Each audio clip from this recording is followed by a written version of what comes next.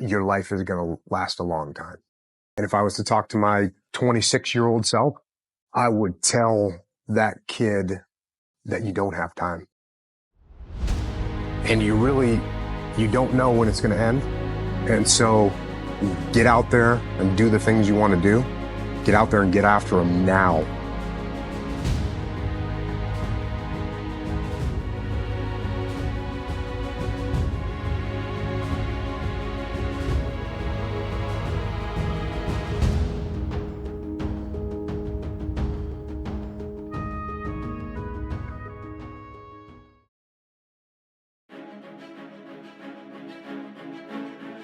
Your life is going to last a long time. And if I was to talk to my 26-year-old self,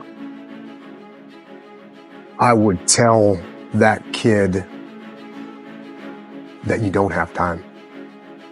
And you don't know when it's going to end. And so get out there and do the things you want to do. Get out there and get after them now. Don't wait another second. Take advantage of it. Get out there and live and strive to be better. Because the life you've got, which I just said was a gift, it is a gift. So live it. Yeah, I always wanted to be a commando ever since I was a little kid, and I heard that the SEALs were really tough and that the training was really tough. And then, once you get in, everyone makes a big deal out of buds. But it's in the SEAL teams, it's no big deal. Everyone goes through it. You get cold, you get wet, whatever.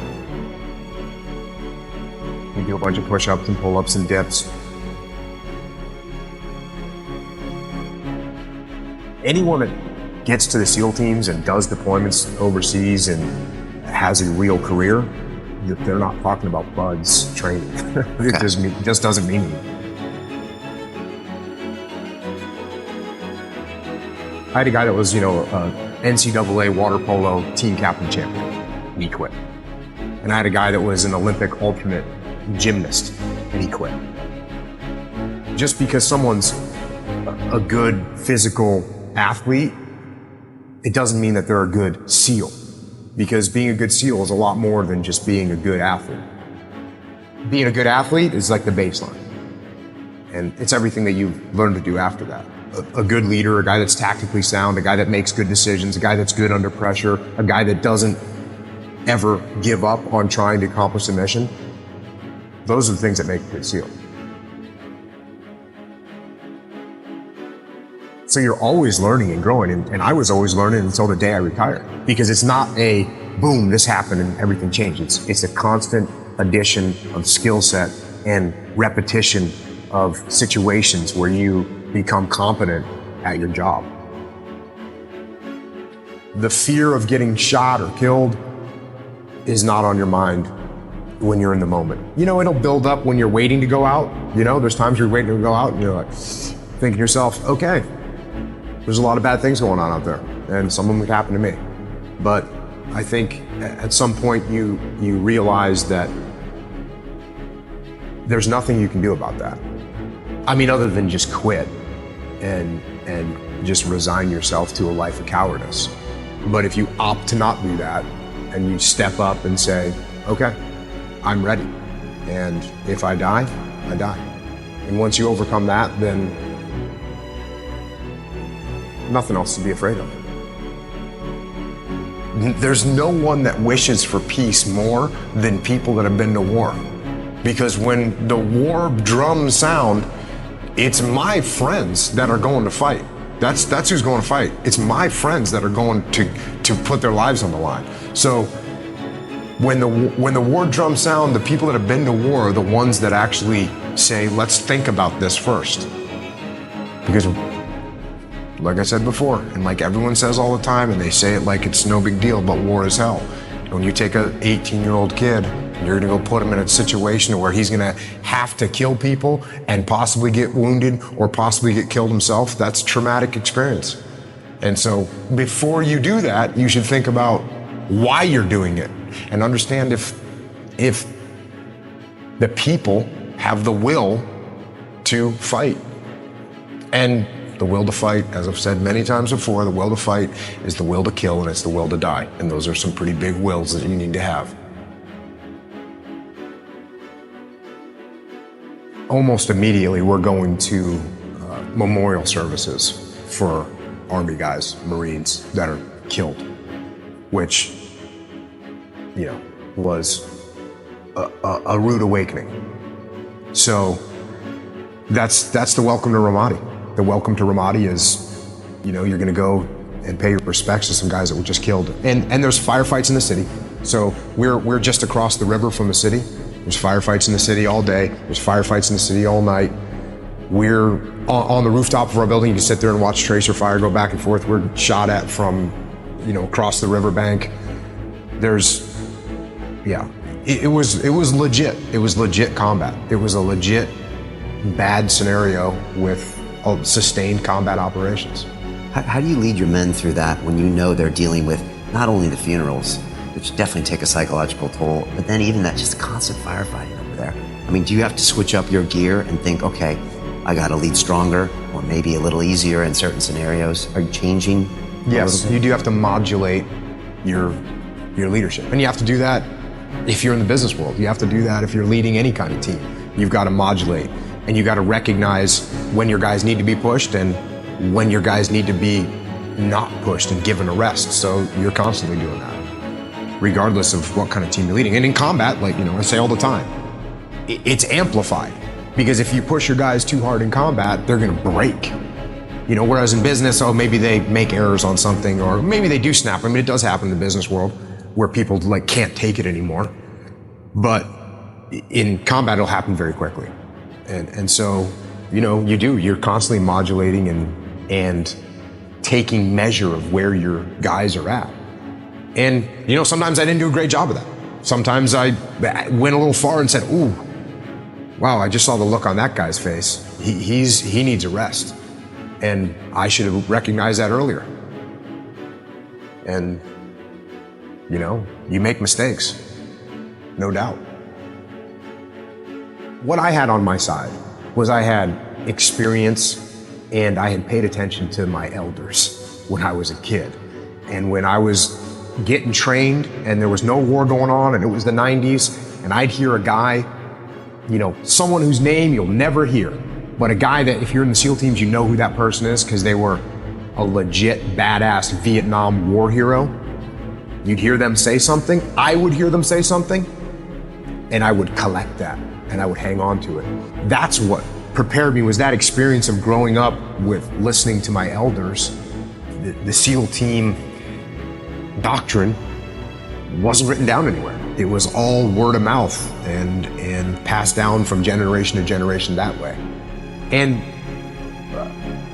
making sure that you're not being cocky, making sure that you don't have the attitude that you talked about earlier of, you know, we're always going to be better than the enemy.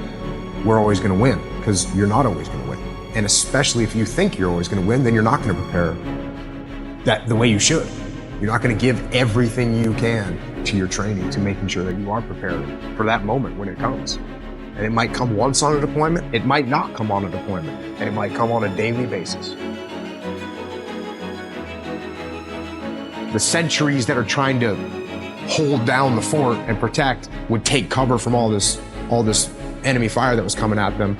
In would come a big suicide vehicle-borne IED, truck-loaded bomb, and they would just drive right into the compound and detonate themselves and kill dozens of people.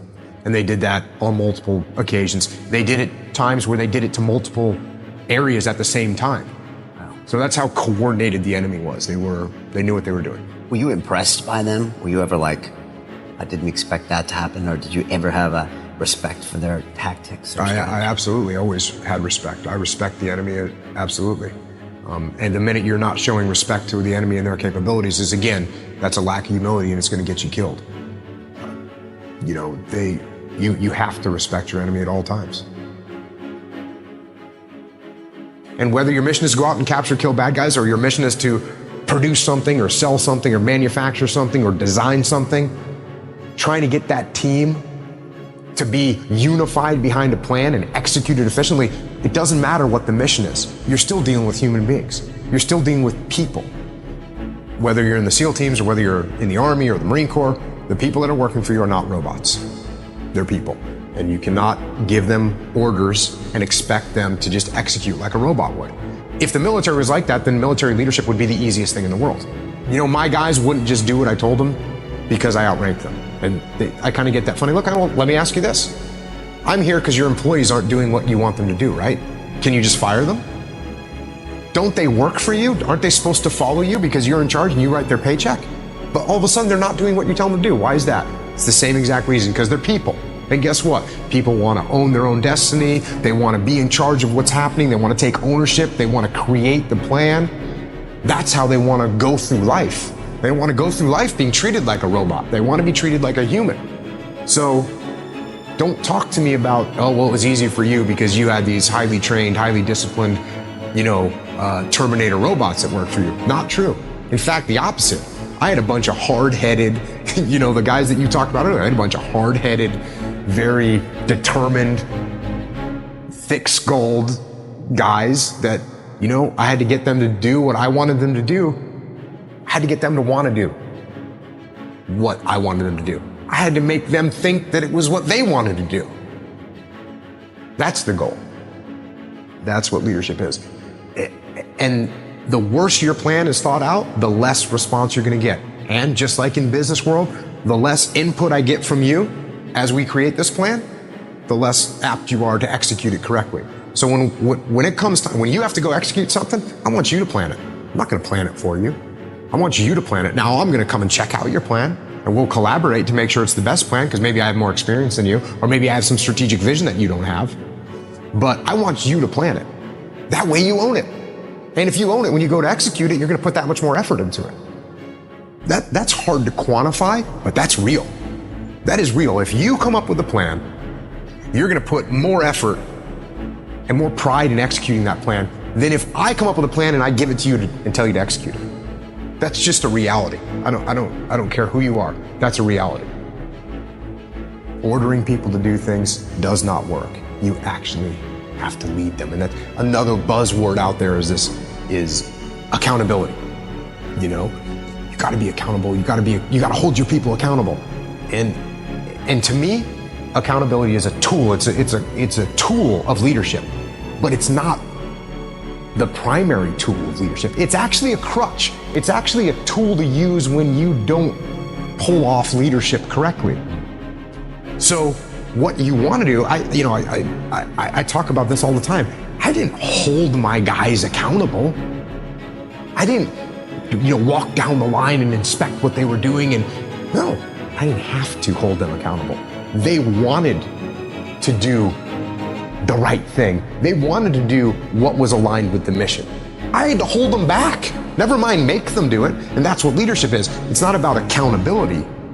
It's about leading and getting them to lead themselves and getting them to take ownership of things. That's when you've succeeded as a leader, when you're just about out of a job. When you're sitting back and you don't have to do anything because your frontline troops and your subordinate leadership is making things happen with almost no effort from you. And the only time you have to step in is when something's going sideways or you see something getting off track, you got to step back in there. But the ideal is that you can sit back, observe, start looking at what the other strategy is, what to do next, other problems, other parts of the world, but you can just let your people do what they want to do because they want to do it. Not because you have to breathe down their shoulder and hold them accountable. Not the way to lead. And to that same young man that wants to be a SEAL, the guys that want to be like Jocko one day, what do you tell that 20-year-old that sees this thing and says, I want to go do that? Well, first of all, don't try and be like me. Be better than me. Crush me. Make me look like a baby. That's what you do. And don't talk about it. Don't mull it over. Don't plan for it. Just get after it. Just get after it. Make it happen. Use your force of will to make it happen. As a human being, the strongest thing you've got is your force of will. So take that force of will and make that happen.